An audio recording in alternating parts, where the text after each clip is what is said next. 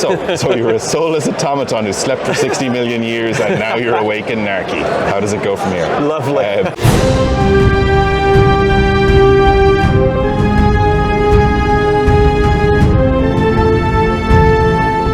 I'm Padraig Murphy, and I'm the lead developer for the Warhammer role-playing games that Cubicle 7 do. So we have them across all the worlds that Games Workshop do, the Mortal Realms of Age of Sigmar, the old world of Warhammer Fantasy Roleplay, and we have 2 games set in the Imperium in the Warhammer 40,000. Wrath and Glory has been out for a couple of years. It's sort of like a high-action, high-octane kind of adventure game set in the world of 40k. And recently we've also put up for pre-order Imperium Maledictum, which is to be in stores this November. Great. And it's a slightly different take from Wrath and Glory. And so Wrath and Glory is kind of the Space Marine game, if I'm not mistaken? Well, it's the game in which you can play Space Marines, but you can actually play archetypes of quite a few factions. In that we've got various Imperium factions, the Adeptus Sororitas, the Adeptus Mechanicus, so your Tech Priests, your Skitarii. We've got Space Marines, we've got Astra Militarum, and we also have Xenos species. So far we've got Orcs, Eldari, and Kroot. And this year we'll be doing a big Space Marine book for even more Space Marine archetypes called Vow of Absolution, and a big Eldari book called Eldari Inheritance of Embers, and that's got Drukhari, Craftworlders, Corsairs, and Harlequins. As player characters? As player characters, yeah. Very cool. For sure. Okay. So yeah, that's the game where it's like you've got your faction on the tabletop, and in quite a few cases you can play them, and we're trying to make that every faction eventually. Although some are interesting, like role-playing Necrons would be weird, but like maybe fun, maybe really fun. Yeah. I'd like to be Trazen. I have to think about that. Yeah. There's going to be a section in that book, role-playing Necrons. Yeah, so you were a soulless automaton who slept for 60 million years, and now you're awake in Narky. How does it go from here? Lovely. Yeah, right now we've got slightly more relatable characters. Well, they've written many Black Library novels with protagonists who are Necrons. So yeah, I'm just reading. They can do that. Yeah, I'm reading the Trazen the Infinite book at the moment. Oh, nice. Yeah, really enjoyable. So tell me about Maledictum. You said it's out for pre-order. It's up for pre-order right now, so if you pre-order, you get the PDF straight away, and then you'll get the core rulebook when it's released. So yeah, we always give PDFs with all our physical copies as a matter of principle or a matter of course. So you can dive in straight away. So it's a game of grim and treacherous adventure. It's got a little bit of Warhammer Fantasy roleplay in its sort of DNA. It's a D100 game. You're playing so not like the great and the powerful of the Imperium or of the galaxy, but sort of like the desperate and the striving and the people with like that tiny spark of hope that's yet to be sort of snuffed out and might well be. So it's set in the Macarian sector, which fans of Warhammer 40,000 might recognize the name Macarian, Macarius. So it's one of the sectors that grew out of Lord Solar Macarius' conquests during the Macarian Crusade. So it's a big sector, and we've got a nice big chunky chapter sort of like detailing that, outlining it. There's a lot of plots, intrigues, interesting characters, perilous threats, and the game system is like combat's pretty dangerous. You need to grab every edge you can get. It's 40k, so like weapons are powerful and so on, but your character is not like the most robust. They're no Space Marine, they're no Orc. They're going to go down under gunfire pretty quick. So you gotta be clever. You gotta use every trick in the book basically to try and eke out some kind of victory. And one of the bits of it that we're really proud of is its patron system. So session 0, Imperium Maledictum, you sit down with your GM and you create the party's patron.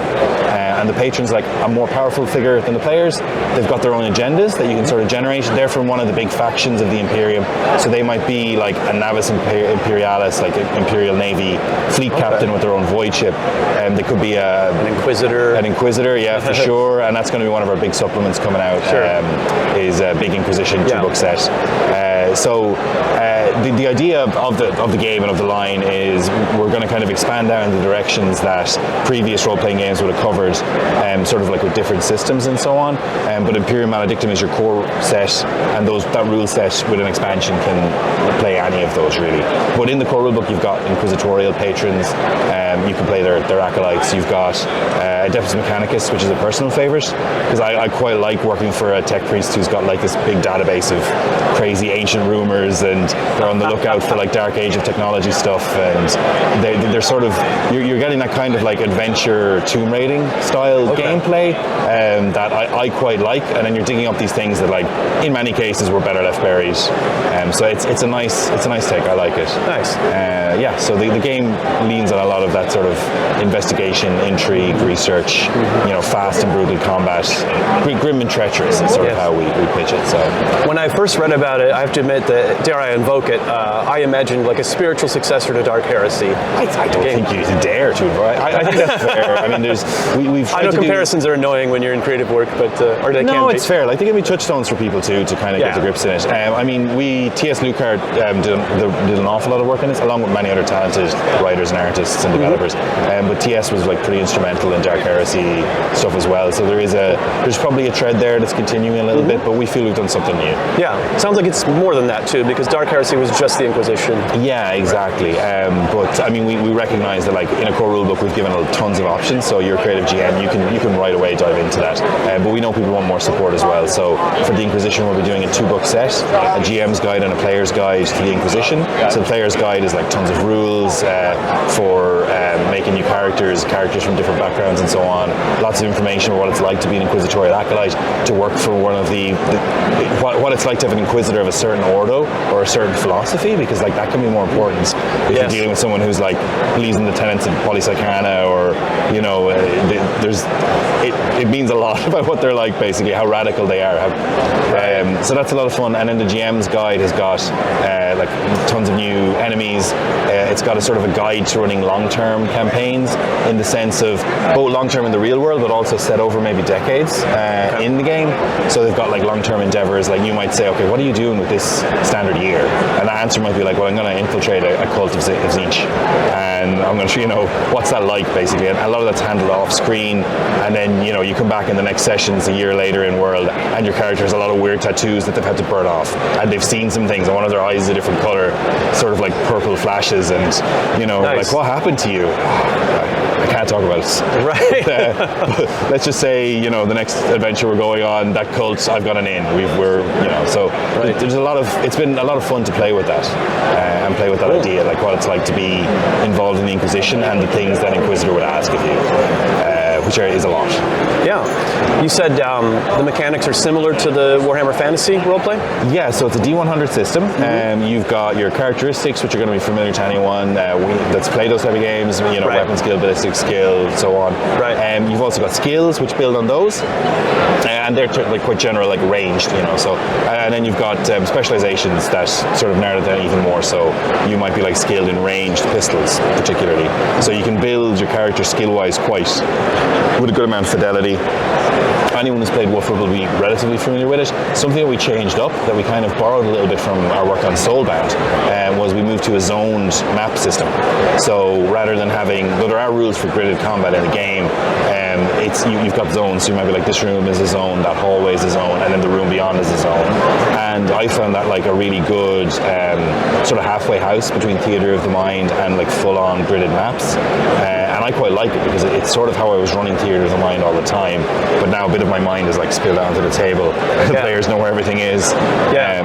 So it's really quite fun. And what I've been doing recently for my own game is playing with like actual wargaming terrain, and using like a bit of red wool to mark out where zones begin and end, because then you get quite like, if all your players are in 40k, they may well have models and minis they want to use, and you can get quite like a nice sort of experience for that. Oh, neat. So there's a lot of ways to play. Cool. So I'm not familiar with Wrath and Glory. Are the mechanics significantly different than Wrath and Glory? Yeah, it's a whole different kettle of fish. It is.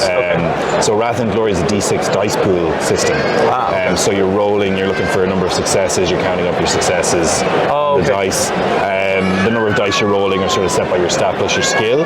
So what Wrath and Glory does, like what it's geared to do sort of better and faster, is large scale combat. So in games of Wrath and Glory, they're between tier 1 and tier 5. Tier 1 is like your kind of hive ganger sort of setup, and tier 5 is like you're a Primaris librarian, powerful psyker maybe the most powerful psyker of a chapter of Space Marines. You're that kind of like hero of the Imperium. sort of level of stuff. And it does a good job of like, you know, wading through piles of orcs to, you know, get to the war boss and slay him. That's what Wrath and Glory is great for. If you want a game of like really high stakes, brutal sort of like combat, Imperium Maledictum is more about that, you know, like, oh, you know, I've pulled the trigger, I've fired a couple of shots, he's in cover, maybe I clipped his arm, you know, we've got a critical wound going on now, someone's bleeding out. It's that sort of like, that fidelity of combat. Okay, cool.